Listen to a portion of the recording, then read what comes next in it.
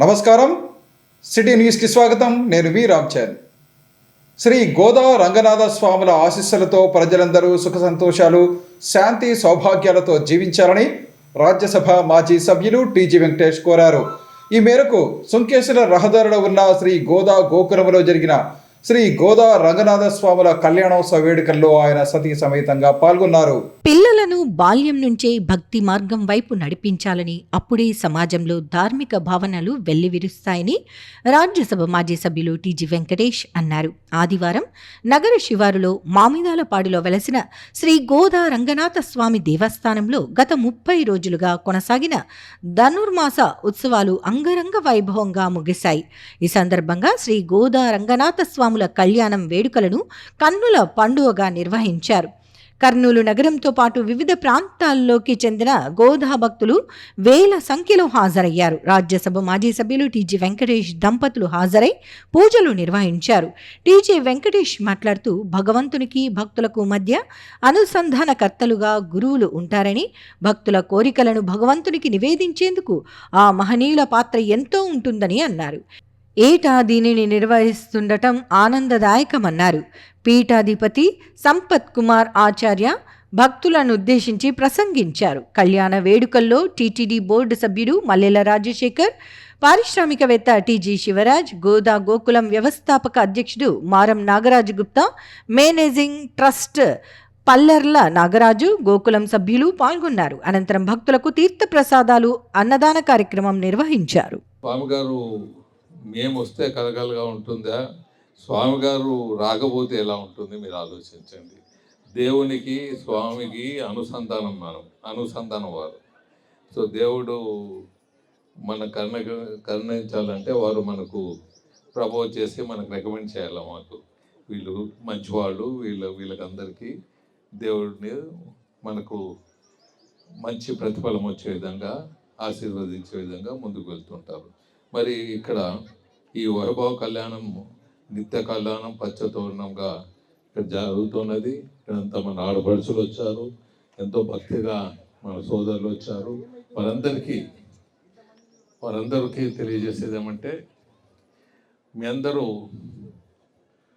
చాలా భక్తితో ఉన్నారు. చాలామంది పెద్దవాళ్ళు, పెళ్ళైన వాళ్ళు ఉంటారు. నా కోరిక ఏమంటే, ఎప్పుడు నేను చెప్పేది, ఎప్పుడు ఇటువంటి కార్యక్రమంలో చెప్పేది, భక్తి అనేది చిన్నపిల్లల్ని ఇన్వాల్వ్ చేయాలి. ఇటువంటి కార్యక్రమంలో చిన్నపిల్లల్ని ఇన్వాల్వ్ చేస్తే మొక్కై వంగందే మానై వంగదు అనే సామెత మనందరికీ తెలిసిందే. సో పిల్లల్ని మనం ఇన్వాల్వ్ చేయాలి. చిన్నపిల్లల్ని మీ పిల్లలు, మీరు ఇన్వాల్వ్ చేయాలి. సో అది ఎప్పుడు మనం చేస్తామో మన సంస్కృతి కొనసాగుతూనే ఉంటుంది. లేకపోతే పెద్దలు కొంతమంది ఇష్టంగా కార్యక్రమాల్లో పాల్గొంటారు, దైవభక్తి ఉంటుంది, కొందరికి ఇష్టం ఉండదు, కొందరికి నచ్చదు కూడా. పూజలు, పురస్కారాలు అనేవి నచ్చకుండా పోతుంటాయి. సో మనం చిన్నపిల్లలు ఇక్కడ చూస్తుంటే చాలామంది చిన్నపిల్లలు కూడా వచ్చారు. మరి ఇక్కడ ఫ్యామిలీస్ ఉన్నందుకు వచ్చారు, వారు కూడా అభినందిస్తున్నాను. ఇక్కడ చుట్టుపక్కలంతా ఫ్యామిలీస్ పెట్టుకొని దేవుణ్ణి మీ దగ్గరే ఉంచుకొని, దేవుని వరాలు, దేవుడు అన్నీ మీ ఒక్కరికే ప్రసాదించకుండా మాకు కూడా కర్నూలు ప్రజలు, కర్నూలు చుట్టూ అందరికీ ప్రసాదించే విధంగా చక్కటి సందేశం ఇచ్చారు. మేము కూడా అప్పుడప్పుడు అదే చెప్తూ ఉంటాం. ఏవో మతాలు పెరిగిపోయాయని మనం కంగారు పడక్కర్లేదు. మనది శాశ్వతమైనటువంటి స్థితి. అయితే మనకి ఒక చిన్న లోపం మనకుంది. మన పిల్లల్ని తయారు చేయడంలో మనం వెనకపడుతున్నాం. మిగతా మతాల వారెంత శ్రద్ధగా చేస్తున్నారో వారి పిల్లల్ని ఎంత బాగా తయారు చేస్తున్నారు. అందుకనే వాళ్ళు పెరిగినట్లుగా మనకు అనిపిస్తోంది. మనం కూడా గట్టిగా స్ట్రాంగ్గా ఉన్నాం. అయితే ఇది మనతోటి ఆగకూడదు. మనం వచ్చేటప్పుడు పిల్లలు కూడా తీసుకురావాలి. ఒక చిన్నారి పిల్ల ఇందాక బ్రహ్మాండంగా నృత్యం చేసింది. నిండా అమ్మాయికి 4 ఏళ్ళు లేవు, చాలా బాగా చేసింది. ఇలా చిన్నప్పటి నుంచి అది ఎంత అదృష్టం. మేము ఇంత వయసు వచ్చినాక ఎంపీ గారిని చూసాం. చిన్న పిల్ల ఎంపీ గారితో ఫోటో తీసుకున్నాం. కనుక మాకు 38 ఏళ్ళు వచ్చిన తర్వాత మేము జీఆర్ స్వామిని చూసామండి. అప్పుడు చూసాం ఈ అమ్మాయి ఇంతమంది జీఆర్ స్వాముల దగ్గర ప్రదర్శన చేసింది.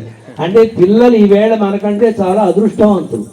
ఆ అదృష్టాన్ని వారికి మనం పసితనం నుంచి కలగచేస్తే మన సంస్కృతి బాగా విస్తారంగా ఉంటుంది, ఎప్పటికీ ఉంటుంది.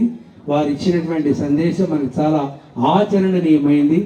ఆనందపడుతూ వారికి అనేక మంగళాశాసనాలు చేస్తూ ఇక్కడ ఏ కార్యక్రమం జరిగినా వారి అండతో జరుగుతుంది. అలాగే వారి కుమారుడు భరత్ కూడా ఈ ఆలయాల గురించి ప్రత్యేక శ్రద్ధ తీసుకుని గవర్నమెంట్ నుంచి మీకు ఏమైనా కావాలా, లేదు మా వల్ల మీకు ఏమవుతుంది అంటూ వారు కూడా కిందటి సంవత్సరం వేదిక నుంచి వారు పిలిపించారు. అదేవిధంగా ఇక్కడ ఉండేటువంటి కార్యకర్తలతోటి వారు చాలా టచ్లో ఉంటూ మీకు ఎప్పుడేది కావాలో మాకు చెప్పండి, చేస్తాం. ఇది చాలా అదృష్టం. ఎందుకంటే సహజంగా రాజకీయ నాయకులందరూ అలా అంటారు, కానీ అలా కాకుండా ఇది మన టౌన్లో ఉన్నటువంటి ఒక అద్భుతమైనటువంటి క్షేత్రం. బహుశా ఈ రాయలసీమ ప్రాంతంలో ఇలాంటి క్షేత్రం లేదు. ఇది ఇక్కడ ఏర్పడటం చాలా అదృష్టం. దీన్ని సంరక్షించుకోవాల్సిన బాధ్యత మనందరికీ ఉంది. ఆ రకమైన ప్రయత్నంలో మనం దృఢ సంకల్పంలో ముందుకు సాగుదాం. మీ అందరికీ అనేక మంగళాశాసనాలు. శ్రీ వాసవి కన్యకా పరమేశ్వరి దేవి ఆశీస్సులతో ప్రజలందరూ సుఖ సంతోషాలు, శాంతి, సౌభాగ్యాలతో జీవించాలని రాజ్యసభ మాజీ సభ్యులు టీజీ వెంకటేష్ అన్నారు. ఈ మేరకు నగరంలో ఏర్పాటు చేసిన శ్రీ వాసవి కన్యకా పరమేశ్వరి దేవి కలశయాత్రను ఆయన ప్రారంభించారు. నగరంలో గురు వాసవి శేషగిరి శెట్టి ఆధ్వర్యంలో వాసవి కన్యకా పరమేశ్వరి దేవి దేవస్థానంలో ఏర్పాటు చేసిన వాసవి కన్యకా పరమేశ్వరి దేవి కలశ యాత్ర కార్యక్రమంలో రాజ్యసభ మాజీ సభ్యులు టీజీ వెంకటేష్ పాల్గొన్నారు. ఈ సందర్భంగా జరిగిన కార్యక్రమంలో 108 మంది మహిళలు తలపై కలశాలు ధరించి రాంబొట్ల దేవాలయం నుంచి నగరంలోని వాసవి కన్యకా పరమేశ్వరి ఆలయం వరకు ఊరేగింపు నిర్వహించారు. అనంతరం శ్రీ వాసవి ఉత్సవ విగ్రహాలకు పంచామృత అభిషేకం, కలశ జలంతో అభిషేక కార్యక్రమాలను నిర్వహించారు. ఈ సందర్భంగా రాజ్యసభ మాజీ సభ్యులు టీజీ వెంకటేష్ మాట్లాడుతూ, నగరంలో ప్రతి సంవత్సరం వాసవి కన్యకా పరమేశ్వరి దేవి కలశ యాత్ర, దీపోత్సవం, లక్ష పుష్పార్చన, హోమం కార్యక్రమాలను నిర్వహించడం అభినందనీయమని చెప్పారు. గత 27 సంవత్సరాలుగా వాసవి మాత దీక్షామాలను ధరిస్తూ అమ్మవారి కృపకు పాత్రులు అవుతున్నారని ప్రశంసించారు. ఈ కార్యక్రమాన్ని ఏర్పాటు చేసిన శేషగిరి శెట్టిని అభినందించారు. వాసవి మాత ఆశీస్సులతో ప్రజలందరూ సుఖ సంతోషాలు, శాంతి సౌభాగ్యాలతో జీవించాలని ఆకాంక్షించారు. మహిళలు శ్రద్ధాభక్తులతో తలపై కలశాల ధరించి ఊరేగింపులో పాల్గొనడం అభినందనీయమని వెల్లడించారు. గత 27 సంవత్సరాలుగా నిరంతరము ప్రతి సంవత్సరము శ్రీ వాసవి కనకా పరమేశ్వరి దేవి కలశయాత్ర, దీపోత్సవము, లక్ష పుష్పార్చన, హోమము ఇలాంటి కార్యక్రమాలు ప్రతి సంవత్సరం జరుగుతున్నాయి. సో అలాంటి కార్యక్రమం అంతకుముందు చేసిన కార్యక్రమం అలాగే ఇప్పుడు కూడా అదే కార్యక్రమాన్ని మన అమ్మాయిలతో, మన ఆడపడుచులతో, చిన్నపిల్లలు, కన్యగా ఉండే అమ్మాయిలందరూ కలశయాత్ర చేస్తున్నారు. వాసవి పుత్రికలు వీళ్ళందరికీ శుభాకాంక్షలు తెలియజేస్తూ, మరి ఇటువంటి మంచి కార్యక్రమం పిల్లల్ని ఇప్పటి నుంచి ఆధ్యాత్మిక దాంట్లో తీసుకుపోవటంలో కృషి చేస్తున్న పెద్దలందరికీ ధన్యవాదాలు తెలియజేస్తూ, ఆల్మోస్ట్ గత కొన్ని సంవత్సరాలుగా నేను ప్రతి సంవత్సరం అటెండ్ అవుతున్నాను. మరి ఇటువంటి మంచి కార్యక్రమాలు ప్రజలందరూ ఆదరించాలి, పిల్లల్ని బ్లెస్ చేయాలి. మళ్ళీ ఇటువంటి మార్గాన్ని ప్రజలందరూ ఎంచుకొని ఇటువంటి కార్యక్రమాలు ఎక్కువగా పాల్గొనాలని కోరుతున్నాను. నాయి బ్రాహ్మణుల సమస్యల పరిష్కారానికి తన వంతు సహకారం నిరంతరం ఉంటుందని రాజ్యసభ మాజీ సభ్యులు టీజీ వెంకటేష్ తెలిపారు. ఈ మేరకు నగరంలో జరిగిన శ్రీ త్యాగరాజస్వామి ఆరాధన మహోత్సవాల్లో ఆయన ముఖ్య అతిథిగా పాల్గొన్నారు. నగరంలో నాయి బ్రాహ్మణ సంఘం ఆధ్వర్యంలో జరిగిన త్యాగరాజస్వామి ఆరాధన మహోత్సవాలలో ముఖ్య అతిథిగా రాజ్యసభ మాజీ సభ్యులు టీజీ వెంకటేష్ పాల్గొన్నారు. ఈ సందర్భంగా జరిగిన కార్యక్రమంలో మున్సిపల్ కమిషనర్ రవీంద్రబాబు, రాష్ట్ర నాయి బ్రాహ్మణ కార్పొరేషన్ చైర్మన్ సదాశివ, నాయి బ్రాహ్మణ సంఘం నాయకులు నవీన్, రంగస్వామి తదితరులు పాల్గొన్నారు. ఈ సందర్భంగా రాజ్యసభ మాజీ సభ్యులు టీజీ వెంకటేష్ మాట్లాడుతూ, నాయి బ్రాహ్మణ సమస్యల పరిష్కారానికి తన వంతు సహకారం నిరంతరం అందజేస్తానని తెలిపారు. సమాజంలో ఎన్నో కుల వృత్తులు కాలక్రమంలో అంతరించిపోయాయని, కానీ నాయి బ్రాహ్మణ కులవృత్తి మాత్రం ఇప్పటికీ అలాగే కొనసాగుతోందని చెప్పారు. మనిషి పుట్టుక నుండి చావు వరకు ప్రతి సందర్భంలో నాయి బ్రాహ్మణుల అవసరం ఉంటుందని, అది నాయి బ్రాహ్మణుల గొప్పతనమని అన్నారు. కర్నూలు నగరంలో పేపర్ మిల్లు ప్రారంభించే సమయంలో ఆ ప్రాజెక్టుకు సంబంధించి హెడ్గా నాయి బ్రాహ్మణ సామాజిక వర్గానికి చెందిన పాండురంగ అనే వ్యక్తిని నియమించినట్లు వివరించారు. నాయి బ్రాహ్మణులు పెన్షన్లు ఇవ్వాలని అడుగుతున్నారని, ఆ సమస్య పరిష్కారానికి కృషి చేస్తానని చెప్పారు. అలాగే నాయి బ్రాహ్మణ సామాజిక వర్గానికి చెందిన వారందరూ ఒకే చోట ఉండేలా ఇళ్ల స్థలాలు ఇవ్వాలన్న వారి కోరికను రాష్ట్ర మంత్రి టీజీ భరత్ దృష్టికి తీసుకువెళ్తామని అన్నారు. అలాగే నాయి బ్రాహ్మణులకు సంబంధించి ప్రత్యేక సంగీత కళాశాల ఏర్పాటు చేయాలని కోరారని, అయితే ఒకే సామాజిక వర్గానికి సంగీత కళాశాల ఏర్పాటు చేయటం సాధ్యపడకపోవచ్చని, కర్నూలు నగరంలోని సంగీత కళాశాలను ఉపయోగించుకునేలా చూస్తామని అన్నారు. ఆయన కీర్తనలు ఇక్కడ రాసిన తమిళనాడులో ఫేమస్, కర్ణాటకలో ఫేమస్, ఆంధ్ర కన్నా ఎక్కువ అభిమానించేది తమిళనాడులో ఎక్కువ అభిమానిస్తారు త్యాగరాజ స్వామిని. మరి అలాంటి వ్యక్తి మీరు ఈ సంస్థకు పేరుతో ఈ కార్యక్రమం చేయటం త్యాగరాజు మీకు అందరికీ మరొకరు ధన్యవాదాలు తెలియజేస్తున్నాం. కనపడం మనకు దోబి చాలా తగ్గిపోయింది. దోబి అంత మిషన్లు పెట్టేసి డ్రై క్లీనింగ్ పెట్టేసి కొట్టి పారేస్తారు. సో ఈ విధంగా చాలా వృత్తులు మటుమాయమైపోయినాయి. మీ వృత్తి ఇంకా సర్వే అవుతూ ఉంది. ఆ వృత్తి కొనసాగాలి, ప్రజల్లో మన సంస్కృతి కొనసాగాలంటే మీ వృత్తికి గౌరవం ఇచ్చి ప్రభుత్వం నుంచి సదుపాయాలు అన్నీ కలగజేయాలి. ఇది ఒకటి. సో దాంట్లో భాగంగా పెద్దలు చెప్పారు, ఒకటి రెండు మూడు అడిగారు డిమాండ్స్లో. మూడులో ఇండ్లు కట్టడం అన్నీ మీకు ఒకటే దగ్గర వచ్చే విధానంలో చూడమన్న అలాట్మెంటు, తప్పకుండా దాన్ని మీ దగ్గర ఒకటే వచ్చే విధానంలో భరత్ చెప్పి దానికి సహాయ సహకారాలు అందించే విధానంలో ముందుకు పోతాం. అలాగే సార్ మా రిక్వెస్ట్ పక్కన రాంపట్ల గుడి కూడా ఉంది సార్. మీరు కొద్దిగా మరీ కొంచెం మంచి మనసుతో మీరు ప్రేమతో చూస్తే పెద్ద ఫంక్షన్ హాల్ కూడా ఇదివరకు మీరు మంత్రిగా ఉన్నప్పుడు రాంపట్ల గుడిలో ఒక పెద్ద 2 కోట్లు పెట్టి ఫంక్షన్ హాల్ కట్టడం జరిగింది సారు మంత్రిగా ఉన్నప్పుడే. ఇప్పుడు కూడా అది మరి సారు చేయి పడితే సార్ వాళ్ళ అబ్బాయి భరత్ సారు మంత్రిగా ఉన్నారు అంటే ఇంకొక మాట చెప్పొచ్చో చెప్పవద్దో, సార్ కంటే సార్ ఇంకా ఎక్కువ హుషారుగా ఉండి పనులు చేస్తా అన్నాడు. మీరు రండప్ప, ఏం కావాలో తీసుకోండి అని సార్ మీరు పెద్ద మనసుతో రాంపట్ల గుడికి కూడా మీరు అలాగనే ఇంకొక ఫంక్షన్ హాల్ తయారు చేస్తే మా ఓల్డ్ సిటీలో బ్రహ్మాండంగా ఉంటుంది. అలాగే శ్రీ త్యాగరాజ స్వామి మందిరం లోన బ్యాక్ సైడ్ కొద్దిగా చిన్న స్థలం ఉంది సార్. అది కూడా మీరు కొద్దిగా పెద్ద మనసుతో మీరు ఆలోచన చేస్తే అందరం వస్తాం సార్.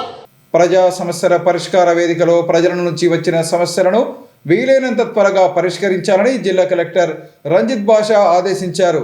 ఈ మేరకు సునయన ఆడిటోరియంలో ప్రజా సమస్యల పరిష్కార వేదికలో భాగంగా ప్రజల నుంచి వినతి పత్రాలను స్వీకరించారు.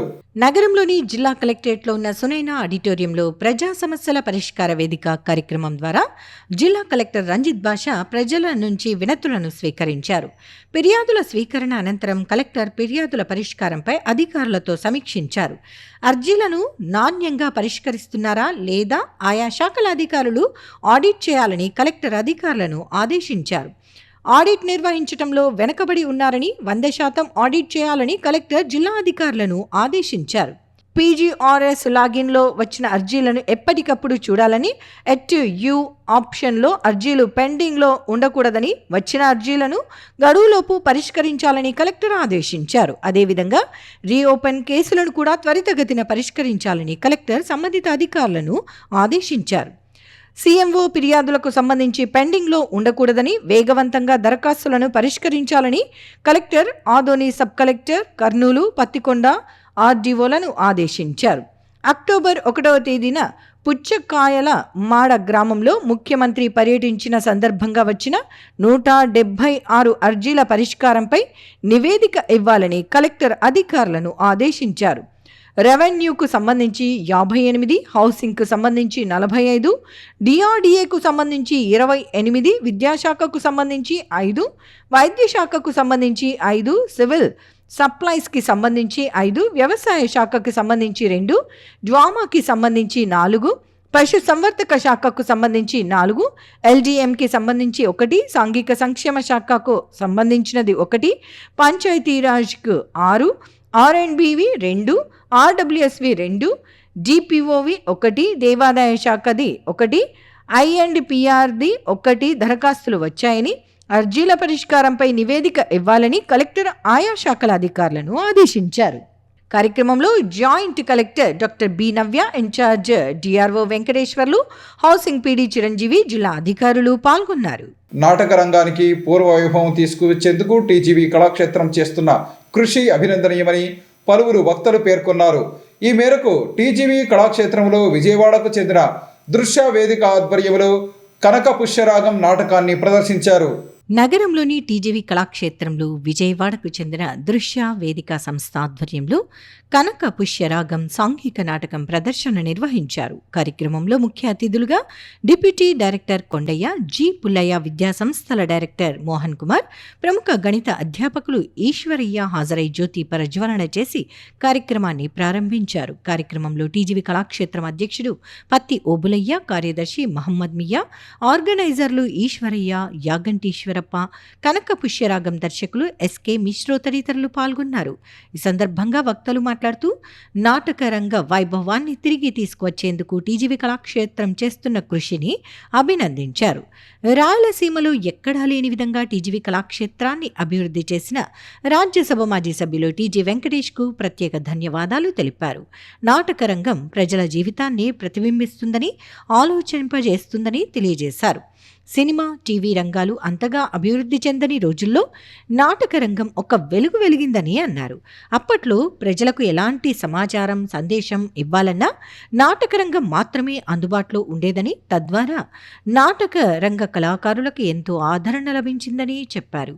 ప్రస్తుతం నాటక రంగం అవసాన దశలో ఉందని, దానికి పూర్వ వైభవం తీసుకువచ్చేందుకు టీజీవీ కళాక్షేత్రం నిరంతరం నాటక ప్రదర్శనలు ఏర్పాటు చేయటం అభినందనీయమని చెప్పారు. ముఖ్యంగా నేటి యువత నాటక రంగం గొప్పతనాన్ని మిస్ అవుతోందని, నాటక రంగం పట్ల యువతలో ఆసక్తిని పెంపొందించేందుకు విద్యా సంస్థల్లో నాటక రంగ ప్రదర్శనలు ఏర్పాటు చేయాల్సిన అవసరం ఉందని సూచించారు. అనంతరం జరిగిన కార్యక్రమంలో కనక పుష్యరాగం నాటకం దర్శకులు ఎస్కే మిశ్రోను ఘనంగా సన్మానించారు. అనంతరం ప్రదర్శించిన కనక పుష్యరాగం నాటకం అందరినీ ఆకట్టుకుంది. ఇప్పుడే చెప్పినారు ఈ మిశ్రో గారి యొక్క గొప్పతనాన్ని. అది నిజంగా మిశ్రో అనే పేరులోనే ఒక మిస్టరీ ఉంది. వారు తెరపైన కనపడితే ఏ ఒక్కరు కూడా వారి దృష్టిని పక్కకు పెట్టి చూడరు. ఆయన పైన పాయింట్ చేస్తారు. 40 సంవత్సరాల వయసులో 80 సంవత్సరాల వృద్ధునిగా నటించి ఒక గొప్ప పేరు సంపాదించుకున్న మహానటుడు. అంతేకాకుండా కావ్యేసు నాటకం రమ్యమన్నారు. తెలుగు నాటకానికి ఎటువంటి చరిత్ర ఉందంటే, ఒక నాటకము 5437 సార్లు ప్రదర్శించింది. అది రక్తకన్నీరు. అది మన తెలుగు నాటకం.